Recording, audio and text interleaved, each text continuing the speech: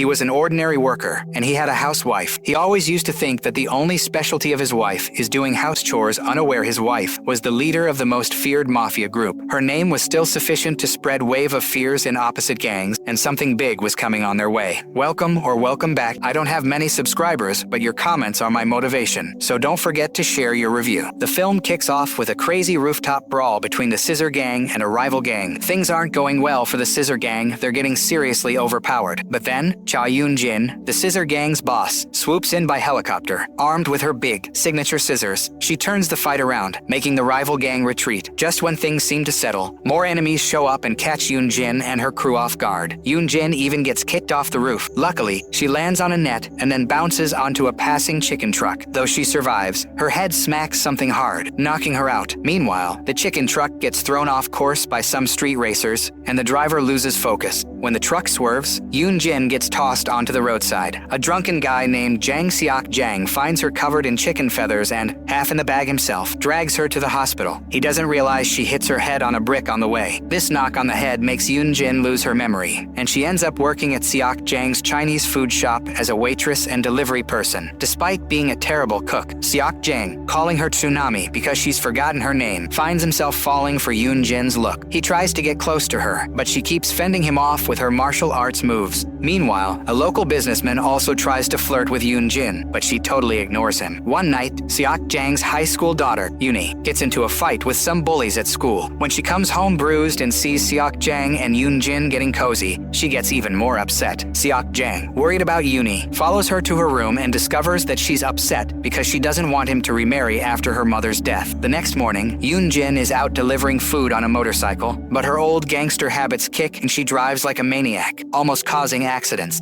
At the shop, she has a run-in with some gangsters who refuse to pay. Yoon-jin stands her ground, but they get aggressive, nearly hitting her. If Seok-jang hadn't stepped in bravely, things could have gone bad. Instead of teaching the gangsters a lesson, Seok-jang ends up apologizing to them, trying to look like a hero in Yoon-jin's eyes. The gangsters leave, not realizing he's secretly pocketed their cash. Later, Yoon-jin, having finished her deliveries, heads to the bank, looking at an old photo of her and her sister. While waiting, she fiddles with a pair of scissors, something she used to do back in her gangster days. When robbers burst in, everyone ducks for cover, but Yoon-jin's instinct kicks in when she sees one of the robbers hurting a pregnant woman. This flashback to her own past makes her step up and take down the robbers. Confused by her own skills, Yoon-jin leaves the bank, not knowing that her actions were caught on the bank's security cameras. Yoon-jin's old crew is still searching for her, having lost track after their last fight 2 years ago. Despite their search, they haven't found her. Yoon-jin, now more curious about her past, visits the library and reads that getting struck by lightning might help regain lost memories. So, she heads to a hill during a storm with a metal umbrella frame, trying to attract lightning. After running around trying to catch a lightning bolt, her efforts seem pointless as nothing happens. The next day, at the White Shark's hideout, their leader, Baek Sang-gu, and his surviving crew from a previous incident are plotting. Sang-gu's guys are the same gangsters who've been causing trouble at Seok-jang's shop. Sang-gu orders them to hike up the protection money, pressuring shop owners into paying more to the White Sharks. That night, Yooni, upset after seeing Seok-jang teaching Yoon-jin how to make noodles, decides to leave home and gets harassed by bullies again. Luckily, Yoon-jin shows up and deals with the bullies, teaching them not to mess with Yooni. This makes Yooni, who initially hated Yoon-jin, start to appreciate her. They head home together, but when Seok-jang sees Yooni's bruises, he mistakenly thinks Yoon-jin is to blame. The next day, Yoon-jin leaves a note saying she's off to find her lost identity. She goes to a temple and meets a monk who tells her to find a white snake and drink its venom to restore her memory. Meanwhile, Yooni has to take over Yoon-jin's job at Seok-jang's shop, and she starts to think about how Yoon-jin never complained about her busy work. At one point, a homeless person approaches Seok-jang and Yooni, but it turns out to be Yoon-jin, who's been searching for the white snake. Instead of drinking its venom, as the monk suggested, she cooks and eats the snake. Her memory doesn't return, and Seok-jang and Yooni watch in disgust as she eats the snake meat. Later on, a bunch of cops suddenly show up at Seok-jang's shop looking for Yoon-jin. Freaked out, Yoon-jin tries to escape on a motorcycle, but it breaks down in the middle of the road and she gets caught. It turns out, the cops were actually there to give Yoon-jin an award for stopping a bank robbery recently. Besides the award, they also made her the head of the Shop Owners Association, hoping she'd help fight off the gangsters who've been bothering the local shopkeepers. From a distance, Baek Sang-gu and his crew watch the ceremony, but don't realize that the woman getting honored is actually the leader of their rival gang. Curious, Sang-gu orders some food from Seok Jang's shop. When the delivery shows up, he finally figures out that the delivery woman is Yoon-jin. Worried about her being in his turf, Sang-gu sends his guy, Jang-mun, to spy on Yoon-jin to see if she's really the scissor gang leader. Jang-mun tries all sorts of tricks to prove it, like bringing scissors when he meets her, and even singing the gang's anthem with his buddy Lee. When that doesn't work, Jang-mun stands outside Seok Jang's shop in the rain, showing a painting of a black dragon tattoo similar to Yoon-jin. The rain messes up the painting, and Jang-mun ends up getting sick from being soaked all day. None of his attempts prove Yoon-jin's identity, and he just ends up in the hospital with bad fractures. One day, Sherry, who once helped Yoon-jin look more feminine, drops by Seok Jang's shop and is shocked to see Yoon-jin working as a waitress. Sherry tries to jog Yoon-jin's memory by showing her some tricks she used to use to attract men, but Yoon-jin doesn't remember any of it. Outside, Jang-mun is still spying on Yoon-jin. At the same time, Sherry accidentally bumps into a guy, flashing her underwear. Jang-mun notices this and, distracted, doesn't see a speeding motorcycle coming his way. He gets hit by the motorcycle and thrown into a roadside stall, ending up in the hospital with serious injuries. Sang-gu wrongly thinks Yoon-jin caused the accident. Sherry gets in touch with Yoon-jin's old crew to let them know their boss is now a waitress at Seok Jang's place. She also mentions Yoon-jin's weird behavior and memory loss. The next day, Yoon-jin's crew tracks her down and fills her in on her past, showing her wedding photos with Soo-il. The shop owners with Yoon-jin are stunned to find out she's actually a gang leader. That night, Yooni meets Yoon-jin on the shop's rooftop. After learning Yoon-jin's true identity, Yooni, who had started to warm up to her, gets mad again and tries to hit her with a wooden plank. Yooni almost falls off the roof, but Yoon-jin saves her and ends up falling into a covered trash bin. The bump on her head surprisingly restores her lost memories. With her memory back, Yoon-jin takes a stand against the White Sharks gang, who've been mistreating the shopkeepers. She takes them on in the pouring rain, but she's outnumbered and overwhelmed. Luckily, a shop owner shows up and urges Yoon-jin to jump in his car to escape the attack. One night, Sang-gu calls Seok Jang to his place and forces him to help trap Yoon-jin. At the same time, Sang-gu's goons kidnap Yooni while she's walking home alone. Back at the Scissor Gang's HQ, Yoon-jin gets a call from Seok Jang asking for her help to rescue Yooni from the White Sharks, who plan to sell Yooni into prostitution. Yoon-jin rushes to where Yooni is being held, only to find out it's a trap set by Sang-gu to get rid of her. Yooni is crushed when she learns her dad is behind the kidnapping and confronts Seok Jang, who admits he was forced into it to save her. After Seok Jang takes Yooni away, Sang-gu's men attack Yoon-jin. She manages to hold her own at first, but with more enemies showing up, she starts to struggle, just as one of the White Sharks gang members is about to stab Yoon-jin with a metal rod. Seok Jang shows up, taking the hit to protect her. Seeing Seok Jang badly hurt makes Yoon-jin furious, and she fights back hard against the rival gang members. Her subordinates show up with her big scissors, her trademark weapon, and she takes out all the gang members, including Sang-gu, whom she chooses not to kill. After beating the White Sharks, peace returns to Seok Jang's shop area. With no more gangsters around to shake down the shop owners, Yoon-jin decides to leave and go back to leading the Scissor Gang. Yooni, having lost her father, decides to join the Scissor Gang. The movie wraps up with Yoon-jin and Yooni, along with other Scissor Gang members, getting ready to face off against a new rival gang led by a woman. Thank you so much for watching. If you enjoyed this video, please give it a thumbs up.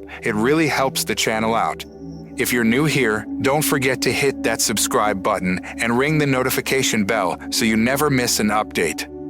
We'd love to hear your thoughts, so drop a comment below with your suggestions for future videos, any questions you have, or just to say hi.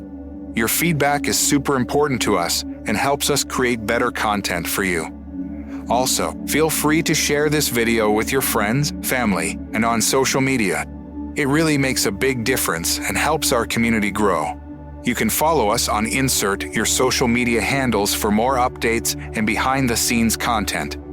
Thanks again for your support, and we'll see you in the next video.